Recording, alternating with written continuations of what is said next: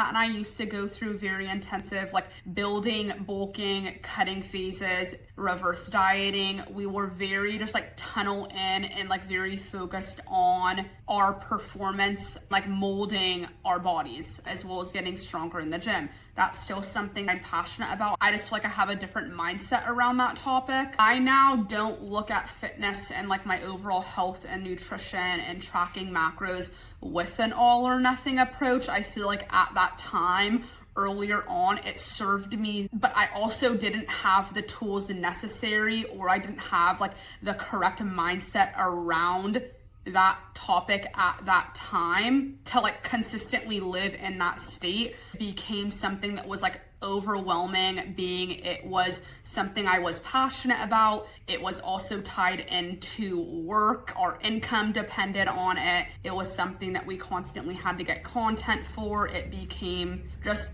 pretty overwhelming, and it just ended up feeling like a huge weight on our shoulders, which led to just super unhealthy like coping mechanisms, and it just left us feeling super burnt out and empty. I feel like now we have just learned a lot in regards to nervous system regulation. We've learned a lot in regards to boundaries, saying no to things, learning when to take a step back, being more intuitive with our bodies, knowing when we need to rest, knowing when we're in different phases of our menstrual cycle, knowing when to push it, when to not, learning how to detach from our physical appearance. There's honestly so much that has gone into it, and I just want to say that if I were to go back into the stage that I was previously in my younger 20s, I would have done a good amount the same. Like, I was so disciplined and driven in that way, but I just didn't have the tools necessary to have boundaries